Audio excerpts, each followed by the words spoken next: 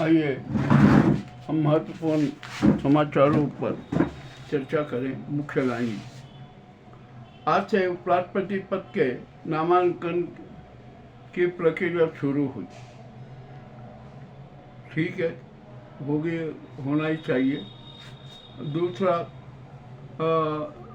स्वर्गीय सत्यपाल मलिक को हजार लोगों ने अंतिम विदाई दी, किंतु ये नाजी सरकार, जो गुजराती गैंग की सरकार है ना, उन्होंने कोई तवज्जो नहीं दी। जबकि सत्यपाल मलिक को राजकीय सम्मान देना था, किंतु इन्होंने नहीं दिया, क्योंकि उन्होंने तो इस अहमदाबादी गुजराती गैंग सरकार के सारी पोल उजागर कर दी, इनको अपराधी खड़ा कर दिया। और जो अपराधी है ना, वो कैसे शरीक होगा विदाई समारोह में, अंतिम विदाई समारोह में। ठीक है, ये इनकी करनी है, ये जैसे इनकी जैसी करनी है वैसे इनको भरना भी पड़ेगा। जब इनके साथ कोई हादसा होगा ना, तो लोग नहीं आएंगे। खैर, ये भी बात हो गई। अब ऐसा लगता है कि अब मुर्मू भी है ना, थोड़ी कुछ क्रांति स्वरूप में नज़र आ रही है। अच्छा है वो आ जाए तो नाजी गैंग के हाथों की कठपुतली बनने की बजाय कालिका और दुर्गा बन जाए और वे देश में राष्ट्रपति शासन लागू कर दें, उसकी घोषणा कर दें। और नाजी सरकार को तत्काल बर्खास्त करके केयर टेकर PM CDS को बना दे और उनका न्यायिक सलाहकार CJI गवई जी को बना दे। अब राष्ट्रपति जी को चाहिए कि गवई जी का है ना, जो कार्यकाल नवंबर में समाप्त होगा, उसको 2 साल के लिए विस्तारित कर दें, उसको बढ़ा दें। ये 90% जनता की मांग है।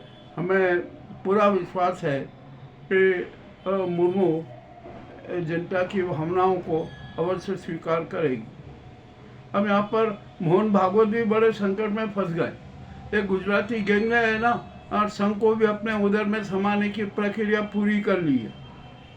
मोहन भागवत जी के साथ जो चेहरे हैं ना, उनमें कितने विश्वास पात्र हैं, कितने विश्वासघाती हैं, इसका शायद डॉक्टर मोहन भागवत जी को संज्ञान नहीं होने पाया और इस कारण से शिकार हुए। अब वे अपना उत्तराधिकारी जो घोषित कर रहे हैं ना, उन जितने भी उत्तराधिकारी के उनकी सूची में है, उनका इतिहास भूगोल अवश्य जान ले कि वे कितने विश्वास पात्र हैं, कितने ज्ञानी हैं, ये जरूरी है।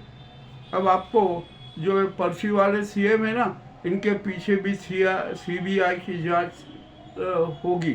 CBI पीछे लग गई है, उनके सारे काले कारनामे उजागर होंगे, इसमें भी कोई अब शंका नहीं है। और अब यहाँ पर एक बड़ी विचित्र बात आई है।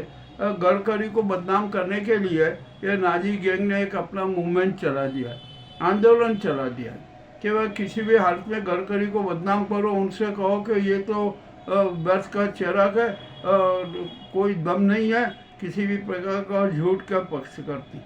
ठीक है, अब ये क्या होगा क्या नहीं होगा ये तो वक्त बताएगा। अभी यहाँ पर अभी एक बहुत अच्छा बात और समाचार आया कि संघ के समर्थक जो सांसद हैं, जिनकी संख्या लगभग 30 से 35 है, वे सामूहिक रूप से त्याग पत्र देने जा रहे हैं। देखते हैं कब देते हैं, क्या नहीं देते हैं, कब क्या करें। और अब तो डॉक्टर मोहन भागवत को लगा कि ये मोदी अमित शाह को गुजराती गैंग है ना, ये देश की दुश्मन गैंग है, ये देश का कवाड़ा कर रही है, देश का बंटाढार कर रही है। तो वे शायद राहुल गांधी में अपना विश्वास जता सकते हैं। उनको लगा कि राहुल गांधी वास्तव में जनता की आवाज़ बुलंद कर रहे हैं, जनता की लड़ाई लड़ रहे हैं और जनता की जो सारी बातें हैं वे उसको प्रस्तुत कर रहे हैं।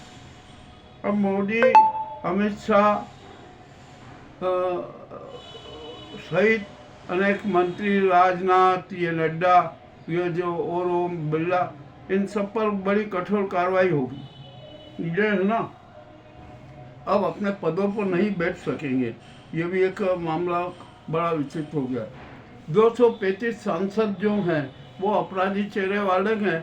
अब उन पर कठोर कार्रवाई होगी, उनकी सदस्यता समाप्त होगी और उन पर आजीवन राजनीतिक बैन लगेगा। और यही स्थिति जो अपराधी विधायक है ना विधानसभाओं में, उन पर भी लागू होगी। अब क्या बताएं, क्या नहीं कह सकते हैं। आगे होगा जो ठीक है। और ऐसी स्थिति में राष्ट्रपति मुर्मू को देश में राष्ट्रपति शासन लागू कर देना चाहिए। अब देश यूं भी मध्यावधि चुनाव की ओर बढ़ रहा है, आप कोई इसमें कह नहीं सकते। और अब यहाँ पर मोदी जी पर आ गया, मोदी बहुत संकट में आ गए। मोदी जी को अब ये अपनी डिग्री बताना पड़ेगी, यदि डिग्री नहीं बताई ना तो ये धोखाधड़ी का केस होगा और उनको जेल भी हो सकती है, जेल जाना पड़ेगा, ये सब होगा। तो अब ये डिग्री बताएं क्या होगा क्या नहीं होगा, देखते हैं वो कब अपनी सच बात बताती। और अब देश की जनता है ना, जन क्रांति चाहती है। देश की 90% जनता सड़कों पर उतरेगी और वो नाजी और गुजराती गैंग की जो क्रूरता है ना उसको हमेशा के लिए समाप्त कर दी, इसका अंतिम संस्कार करेगी। और जनता का खुला ऐलान है कि ये वर्तमान की नाजी गुजराती गैंग की सरकार स्वदेशी आतंकवादी सरकार के, ये जनता का पर आतंकवाद थोप